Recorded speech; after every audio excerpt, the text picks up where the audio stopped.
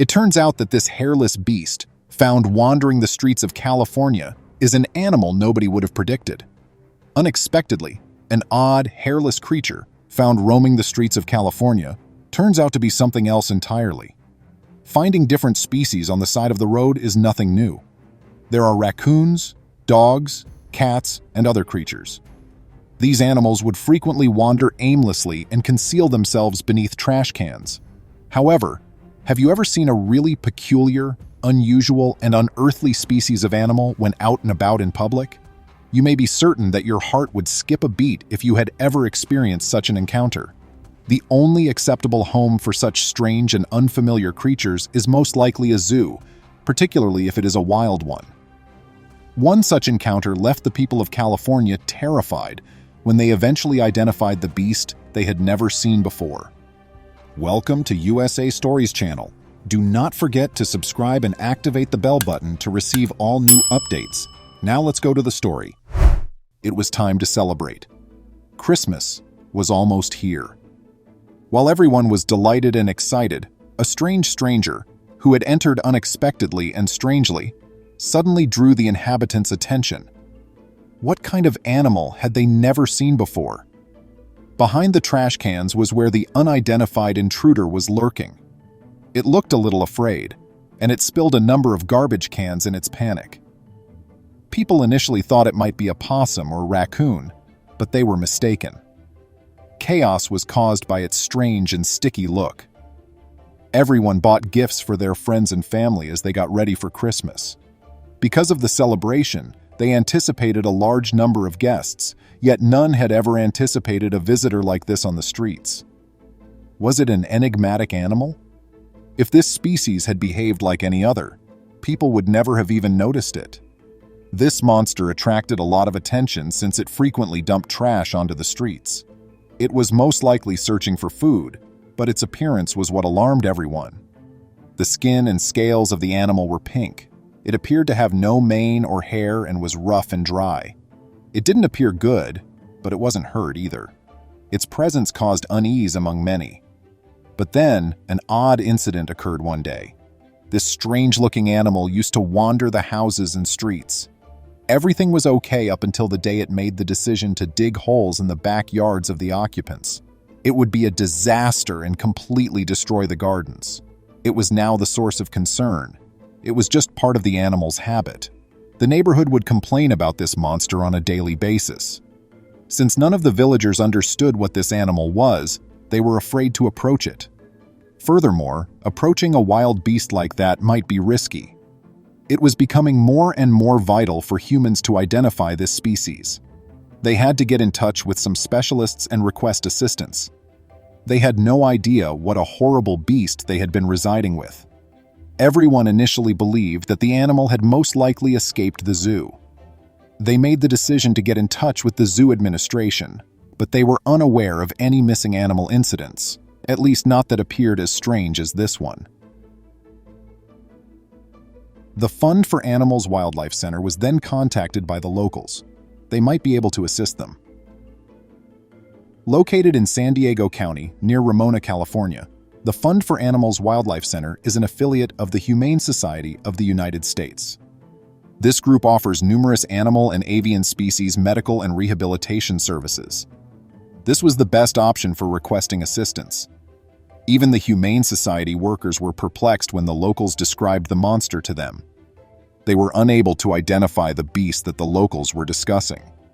They made the decision to go there and capture the animal. The animals were characterized by the inhabitants as being of a peculiar kind. It had rough, pink skin, large ears, and several types of paws. Its skin also exhibited dark areas and a few dry lumps. Nobody knew the nature of this beast.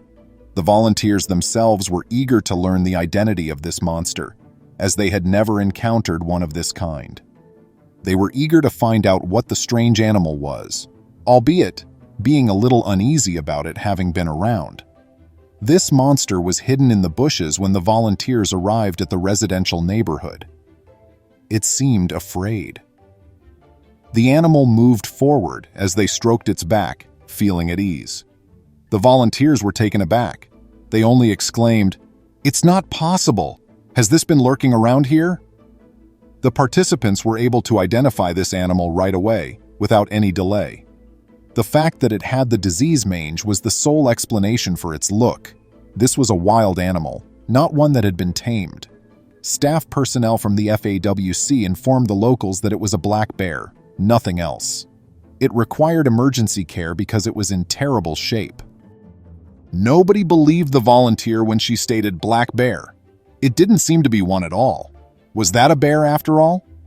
The group was tight. They had never seen a case of mange this bad. Furthermore, this skin condition was so severe that human contact was possible. Both the residents and the animal did not feel secure in the residential neighborhood. Without more delay, the FWC crew made the decision to bring this animal to their wildlife facility so that it might receive medical attention. This was beneficial for the bear's declining health, as well as safe for the locals. What transpired next was quite depressing. The bear's extreme illness was clearly visible. He was small and skinny, and because of his illness, his condition only became worse. This bear's primary motivation for rummaging through trash cans for food was this: thank goodness the bear could now be attended to. The director of FWC, Matthew Anderson, expressed his concerns in an interview. He said, "This was the most extreme case we've seen in the history of our wildlife center." Furthermore, he referred to this animal as fortunate, stating, "There's no way he would have survived on his own if he hadn't been brought here. He was in very terrible shape." The bear was brought into the FWC center right away. For this sad animal, the helpers had already made provisions. They were aware that he required attention, care, and, most importantly, medical assistance. Since he was brought to the center on Christmas Eve, the members gave him the name Eve. This new member was closely observed by the physicians and personnel. They provided him with much-needed nourishment through his meals and set up a customized bear apartment for him. At first, the bear would not react, but with time, he adjusted to his surroundings. Eve had been on medication for about 8 months. His condition was periodically checked. After switching from a fully liquid diet to a semi-solid and solid diet, he progressively began to exhibit improvements in his meal plans. His body mass rose, and he steadily gained weight when his condition eventually started to recover. 8 months later, his mange started to fade. A little fur was beginning to move. Eve's black fur began to grow over time. The soft hair covered all of his pink scales now. The unusual, weird-looking creature began to resemble a bear as its fur thickened. None could have ever guessed that it was a bear until probably now. This bear's life was finally improving. Eve was making progress, and everyone at the Wildlife Center was pleased to see it. They all simply commented on how much he now resembled a bear. He's exploring his enclosure much more, climbing frequently, and has especially enjoyed playing in his pool with the hot days we've been having, stated Anderson, a staff member. Because of the bear's modest stature and stance, FWC members initially believed it to be a few months old. But as time went on and he put on a lot of weight, it became clear that he was quite old, possibly 2 or 3 years old. Eve's nails and mane have both grown, but more significantly, his body proportion has returned to normal. He was behaving as a bear would, exploring his area and having fun. He's not yet healed, but Eve would eat, play, and sleep.